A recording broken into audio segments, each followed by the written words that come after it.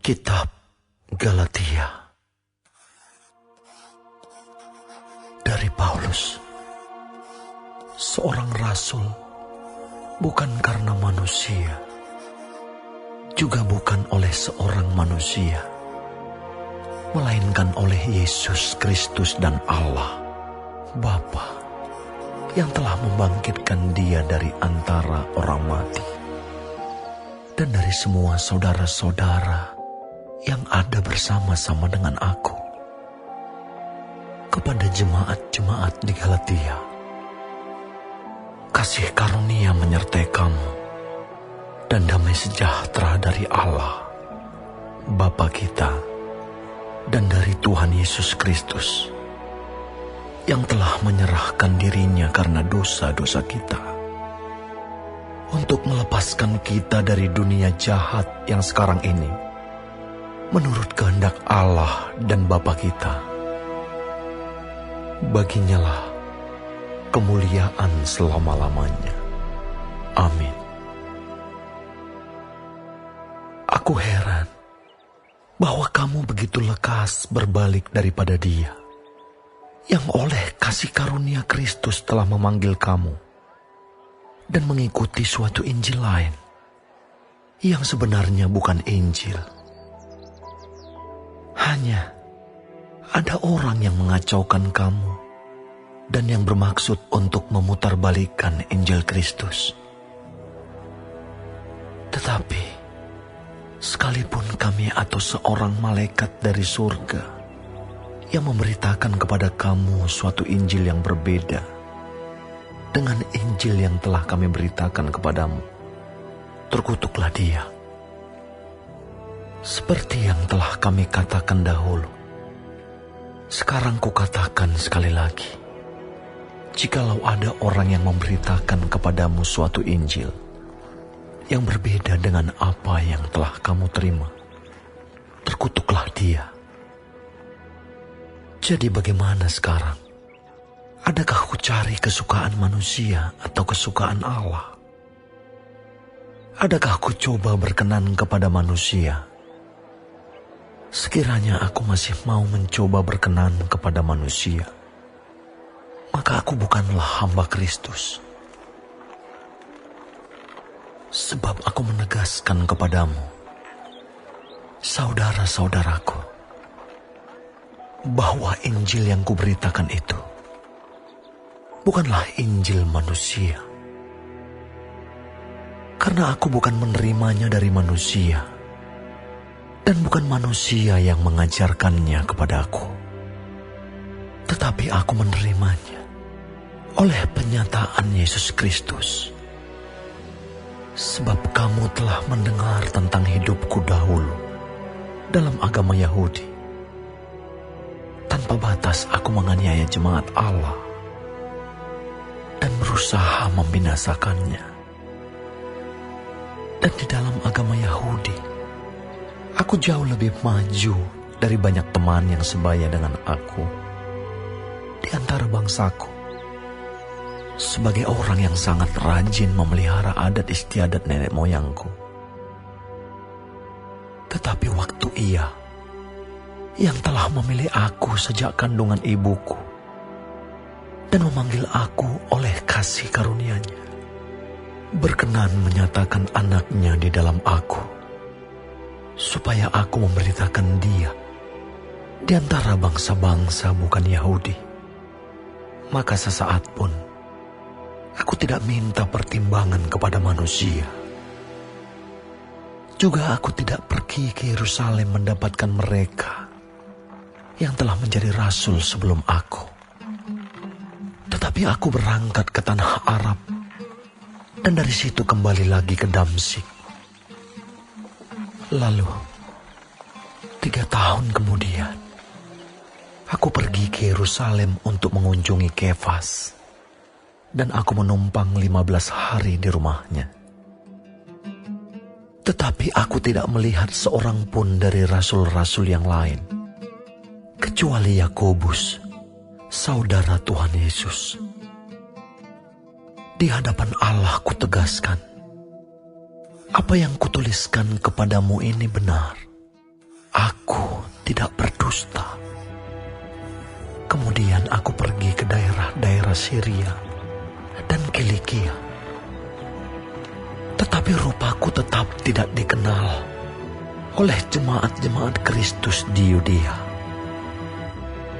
Mereka hanya mendengar bahwa Ia yang dahulu menganiaya mereka sekarang memberitakan iman yang pernah hendak dibinasakannya.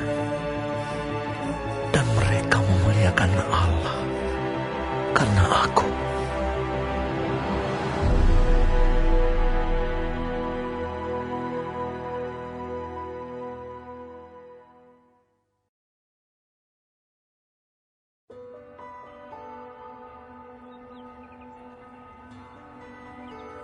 Kemudian, setelah lewat 14 tahun, aku pergi pula ke Yerusalem dengan Barnabas, dan Titus pun kubawa juga.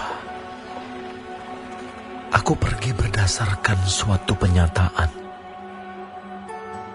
dan kepada mereka kubentangkan Injil yang kuberitakan di antara bangsa-bangsa bukan Yahudi, dalam percakapan tersendiri kepada mereka yang terpandang, supaya jangan dengan percuma aku berusaha atau telah berusaha. Tetapi kendati pun Titus yang bersama-sama dengan aku adalah seorang Yunani, namun ia tidak dipaksa untuk menyunatkan dirinya. Memang ada desakan dari saudara-saudara palsu yang menyusup masuk, yaitu mereka yang menyelundup ke dalam untuk menghadang kebebasan kita yang kita miliki di dalam Kristus Yesus, supaya dengan jalan itu mereka dapat memperhambakan kita.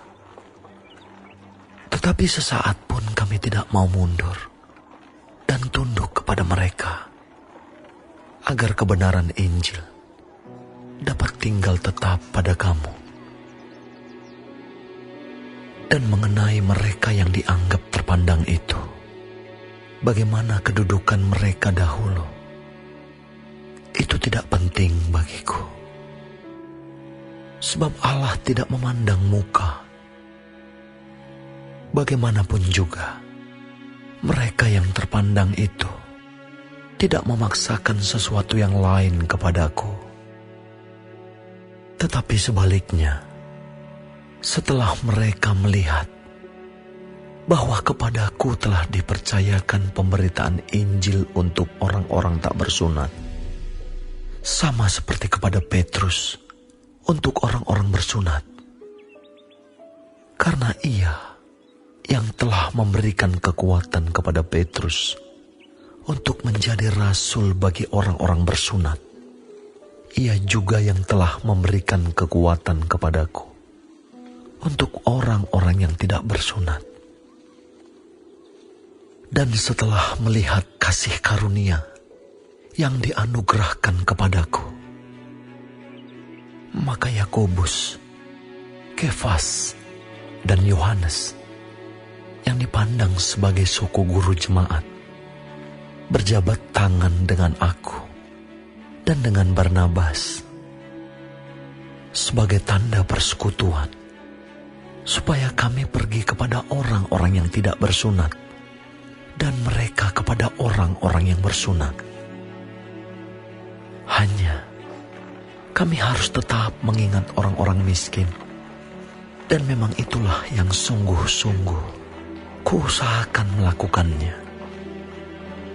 Tetapi waktu Kefas datang ke Antiokhia, aku berterang-terang menentangnya, sebab ia salah.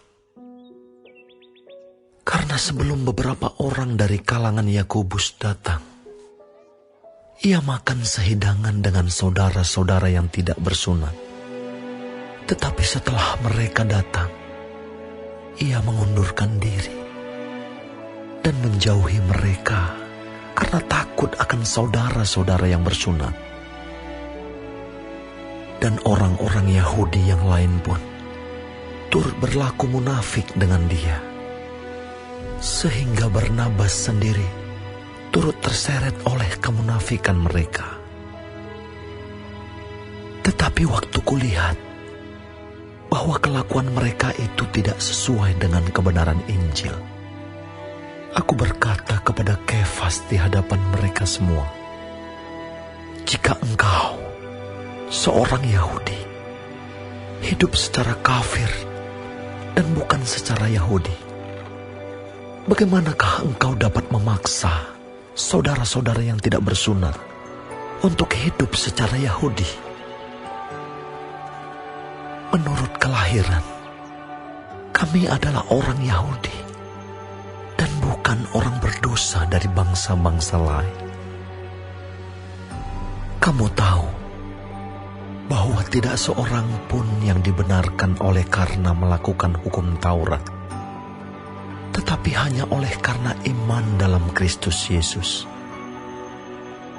Sebab itu kami pun telah percaya kepada Kristus Yesus, supaya kami dibenarkan oleh karena iman dalam Kristus dan bukan oleh karena melakukan hukum Taurat. Sebab tidak ada seorang pun yang dibenarkan oleh karena melakukan hukum Taurat.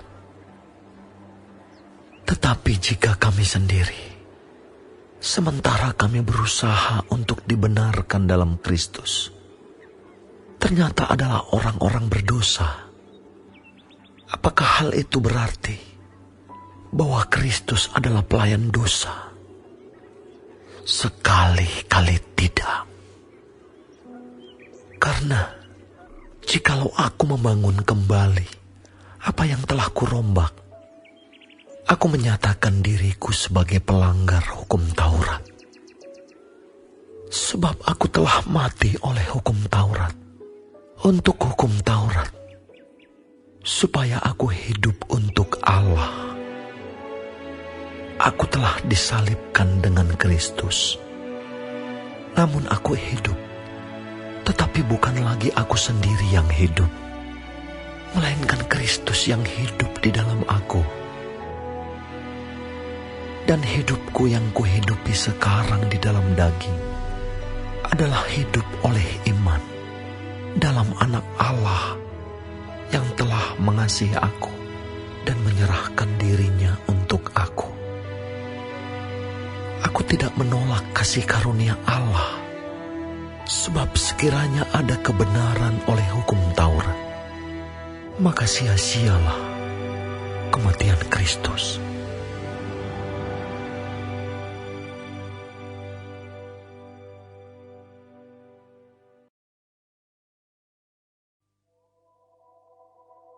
Hai orang-orang Galatia yang bodoh, siapakah yang telah mempesona kamu?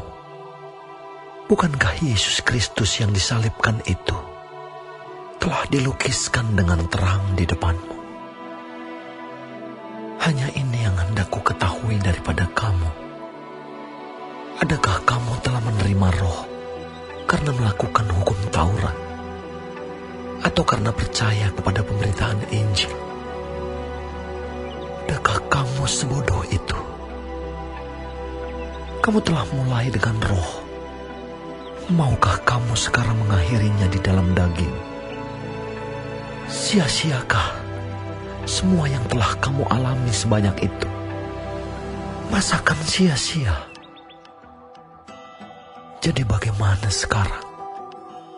Apakah Ia yang menganugerahkan Roh kepada kamu dengan berlimpah-limpah, dan yang melakukan mukjizat di antara kamu berbuat demikian karena kamu melakukan hukum Taurat, atau karena kamu percaya kepada pemberitaan Injil? Secara itu jugalah Abraham percaya kepada Allah, maka Allah memperhitungkan hal itu kepadanya sebagai kebenaran. Jadi kamu lihat bahwa mereka yang hidup dari iman, mereka itulah anak-anak Abraham. Dan kitab suci yang sebelumnya mengetahui bahwa Allah membenarkan orang-orang bukan Yahudi oleh karena iman, telah terlebih dahulu memberitakan Injil kepada Abraham. Olehmu, segala bangsa akan diberkati. Jadi mereka yang hidup dari iman, mereka yang diberkati bersama-sama dengan Abraham yang beriman itu. Karena semua orang yang hidup dari pekerjaan hukum Taurat berada di bawah kutuk. Sebab ada tertulis, terkutuklah orang yang tidak setia melakukan segala sesuatu yang tertulis dalam kitab hukum Taurat. Dan bahwa tidak ada orang yang dibenarkan di hadapan Allah karena melakukan hukum Taurat adalah jelas. Karena orang yang benar akan hidup oleh iman. Tetapi dasar hukum Taurat bukanlah iman, melainkan siapa yang melakukannya akan hidup karenanya. Kristus telah menebus kita dari kutuk hukum Taurat dengan jalan menjadi kutuk karena kita. Sebab ada tertulis, terkutuklah orang yang digantung pada kayu salib. Yesus Kristus telah membuat ini, supaya di dalam Dia berkat Abraham sampai kepada bangsa-bangsa lain, sehingga oleh iman kita menerima roh yang telah dijanjikan itu. Saudara-saudara, baiklah kupergunakan suatu contoh dari hidup sehari-hari, suatu wasiat yang telah disahkan, sekalipun ia dari manusia, tidak dapat dibatalkan atau ditambahi oleh seorang pun. Adapun kepada Abraham diucapkan segala janji itu, dan kepada keturunannya. Tidak dikatakan kepada keturunan-keturunannya, seolah-olah dimaksud banyak orang, tetapi hanya satu orang, dan kepada keturunanmu, yaitu Kristus. Maksudku ialah janji yang sebelumnya telah disahkan Allah tidak dapat dibatalkan oleh hukum Taurat yang baru terbit 430 tahun kemudian, sehingga janji itu hilang kekuatannya. Sebab jikalau apa yang ditentukan Allah berasal dari hukum Taurat, ia tidak berasal dari janji. Tetapi justru oleh janjilah Allah telah menganugerahkan kasih karunia-Nya kepada Abraham.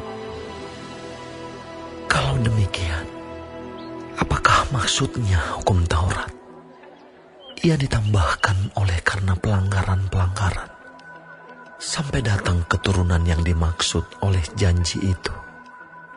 Dan ia disampaikan dengan perantaraan malaikat-malaikat ke dalam tangan seorang pengantara. Seorang pengantara bukan hanya mewakili satu orang saja, sedangkan Allah adalah satu. Kalau demikian, bertentangankah hukum Taurat dengan janji-janji Allah? Sekali-kali tidak. Sebab andai kata hukum Taurat diberikan sebagai sesuatu yang dapat menghidupkan, maka memang kebenaran berasal dari hukum Taurat. Tetapi kitab suci telah mengurung segala sesuatu di bawah kekuasaan dosa, supaya oleh karena iman dalam Kristus, janji itu diberikan kepada mereka yang percaya. Sebelum iman itu datang, kita berada di bawah pengawalan hukum Taurat dan dikurung sampai iman itu telah dinyatakan. Jadi, hukum Taurat adalah penuntun bagi kita sampai Kristus datang, supaya kita dibenarkan karena iman. Sekarang iman itu telah datang. Karena itu, kita tidak berada lagi di bawah pengawasan penuntut. Sebab kamu semua adalah anak-anak Allah karena iman di dalam Yesus Kristus. Karena kamu semua yang dibaptis dalam Kristus telah mengenakan Kristus. Dalam hal ini, tidak ada orang Yahudi atau orang Yunani. Tidak ada hamba atau orang merdeka. Tidak ada laki-laki atau perempuan. Karena kamu semua adalah satu di dalam Kristus Yesus. Dan jikalau kamu adalah milik Kristus, maka kamu juga adalah keturunan Abraham dan berhak menerima janji Allah.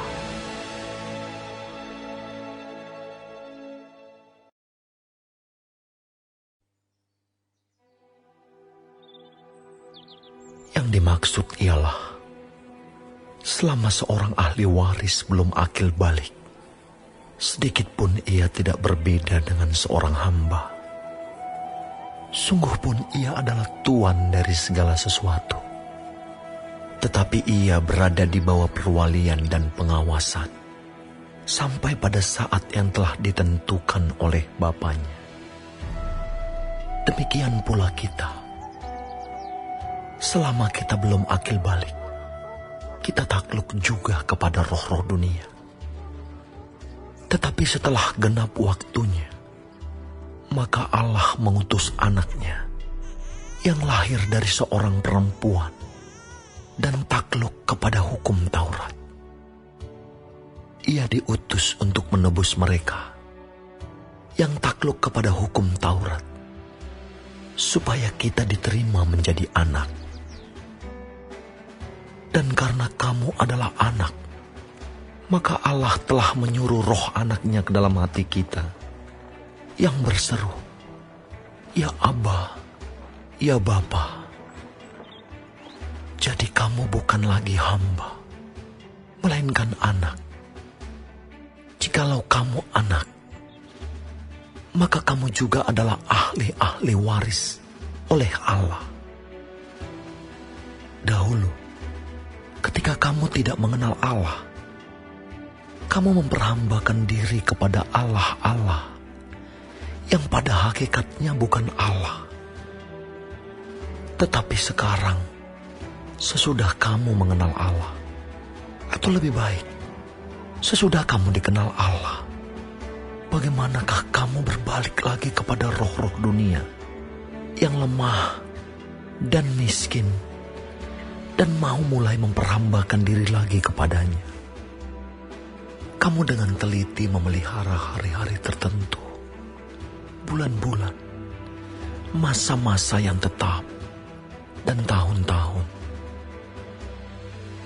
Aku khawatir kalau susah payahku untuk kamu telah sia-sia.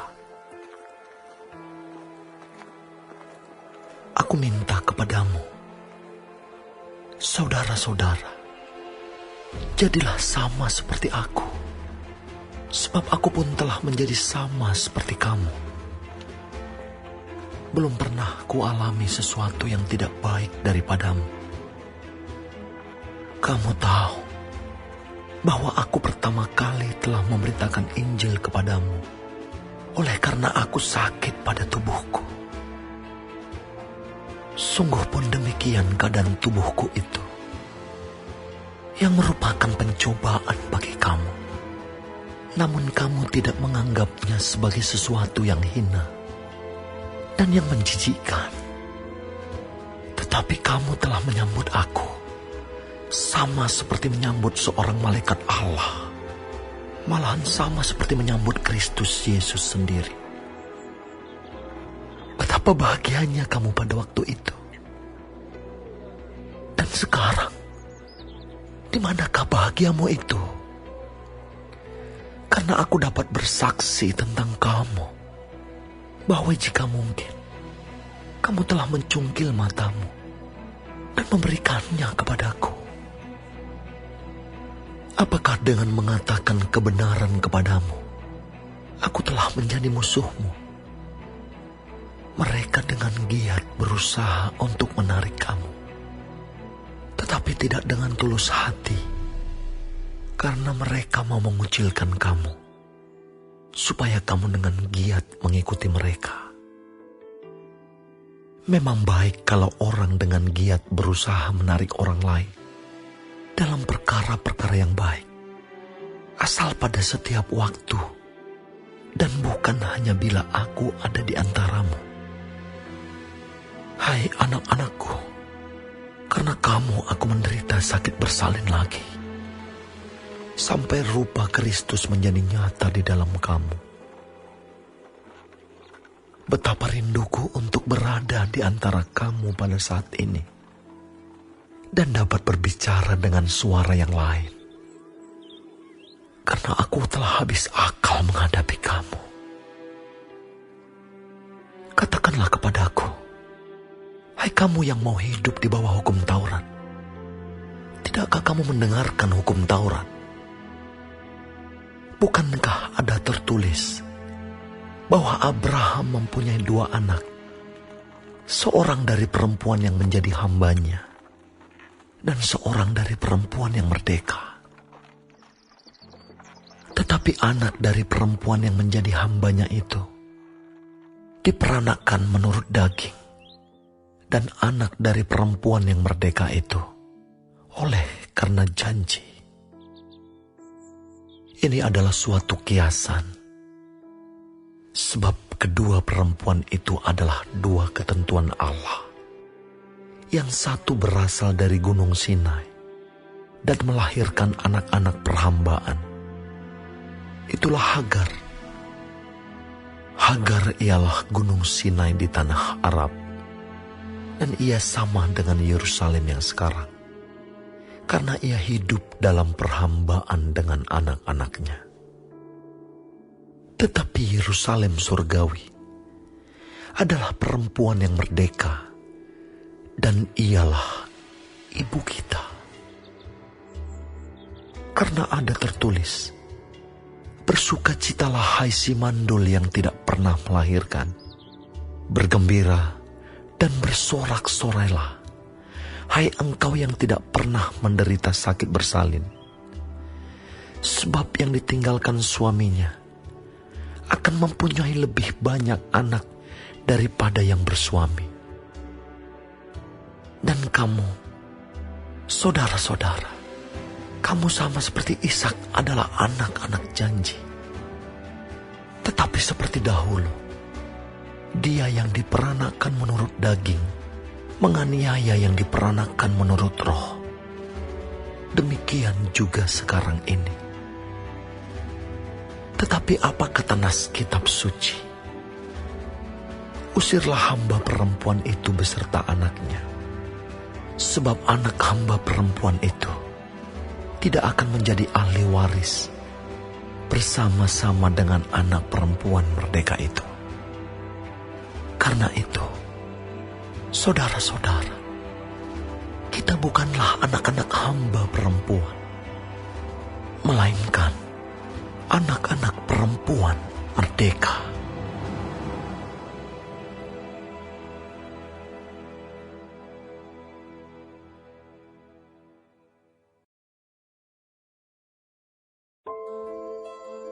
Supaya kita sungguh-sungguh merdeka, Kristus telah memerdekakan kita. Karena itu berdirilah teguh, dan jangan mau lagi dikenakan kuk perhambaan. Sesungguhnya, aku, Paulus, berkata kepadamu, jikalau kamu menyunatkan dirimu, Kristus sama sekali tidak akan berguna bagimu.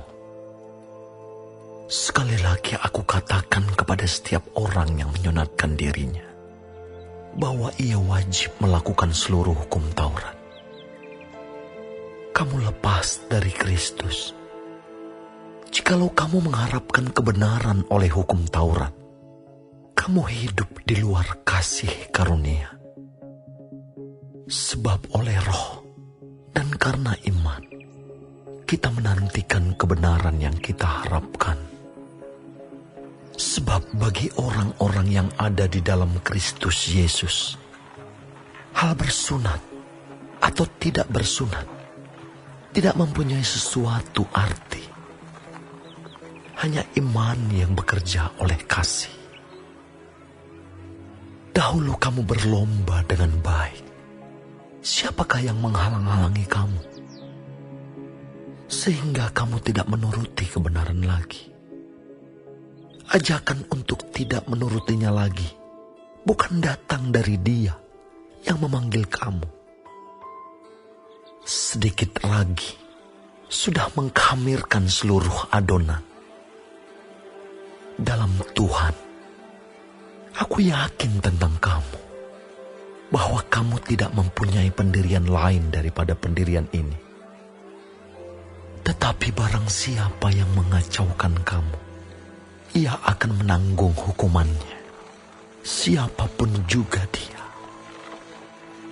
Dan lagi aku ini, saudara-saudara, jikalau aku masih memberitakan sunat, mengapakah aku masih dianiaya juga? Sebab kalau demikian, salib bukan batu sandungan lagi.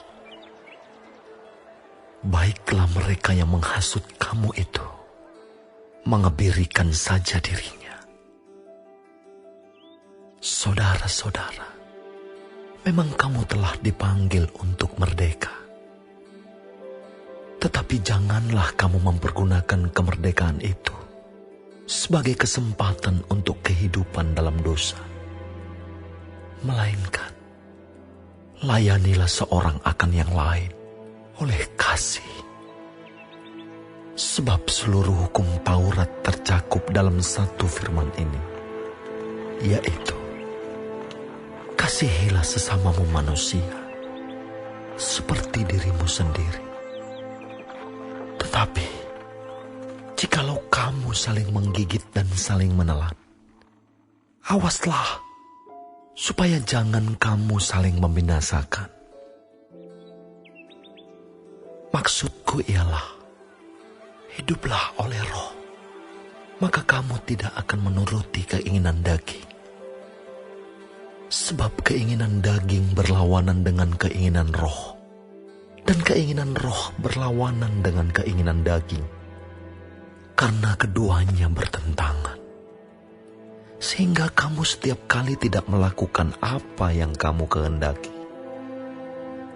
Akan tetapi, jikalau kamu memberi dirimu dipimpin oleh Roh, maka kamu tidak hidup di bawah hukum Taurat. Perbuatan daging telah nyata, yaitu percabulan, kecemaran, hawa nafsu, penyembahan berhala, sihir, perseteruan, perselisihan, iri hati, amarah, kepentingan diri sendiri, percideraan, roh pemecah, kedengkian, kemabukan, pesta pora dan sebagainya.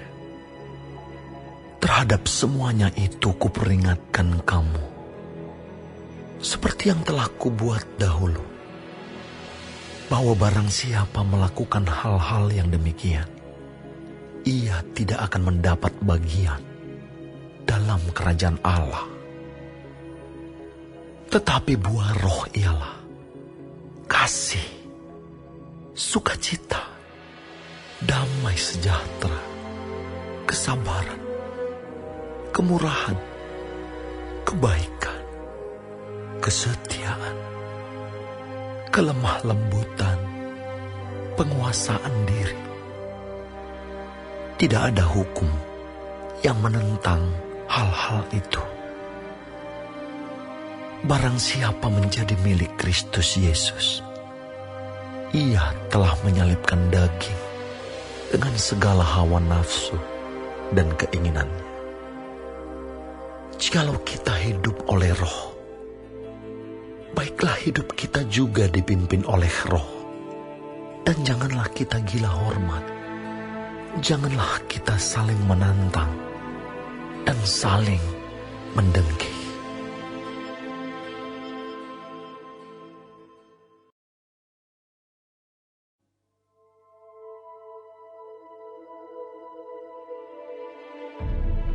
Saudara-saudara, kalaupun seorang kedapatan melakukan suatu pelanggaran, maka kamu yang rohani harus memimpin orang itu ke jalan yang benar dalam roh lemah lembut, sambil menjaga dirimu sendiri, supaya kamu juga jangan kena pencobaan. Bertolong-tolonganlah menanggung beban.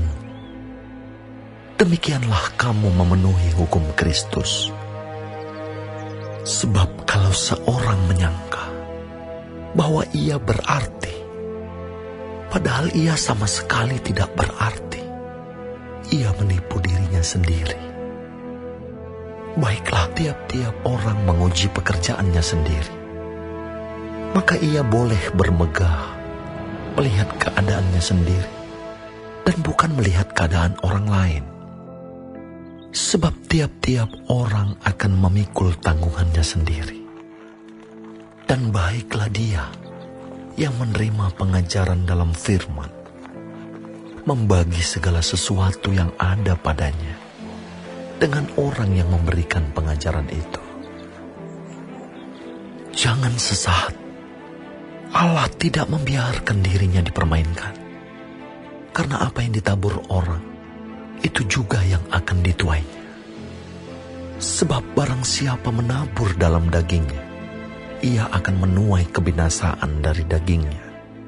Tetapi barang siapa menabur dalam roh, ia akan menuai hidup yang kekal dari roh itu. Janganlah kita jemu-jemu berbuat baik, karena apabila sudah datang waktunya, kita akan menuai. Jika kita tidak menjadi lemah. Karena itu, selama masih ada kesempatan bagi kita, marilah kita berbuat baik kepada semua orang, tetapi terutama kepada kawan-kawan kita seiman. Lihatlah bagaimana besarnya huruf-huruf yang kutulis kepadamu dengan tanganku sendiri.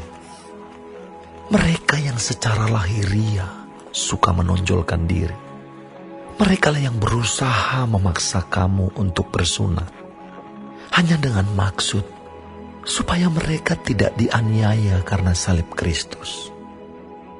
Sebab mereka yang menyunatkan dirinya pun tidak memelihara hukum Taurat, tetapi mereka menghendaki supaya kamu menyunatkan diri, agar mereka dapat bermegah atas keadaanmu yang lahiriah. Tetapi aku sekali-kali tidak mau bermegah selain dalam salib Tuhan kita Yesus Kristus. Sebab olehnya dunia telah disalibkan bagiku dan aku bagi dunia. Sebab bersunat atau tidak bersunat tidak ada artinya, tetapi menjadi ciptaan baru, itulah yang ada artinya. Dan semua orang yang memberi dirinya dipimpin oleh patokan ini, turunlah kiranya damai sejahtera dan rahmat atas mereka dan atas Israel milik Allah.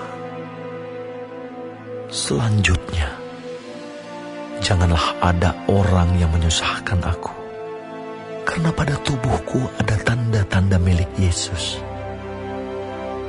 Kasih karunia Tuhan kita Yesus Kristus menyertai roh kamu, saudara-saudara. Amin.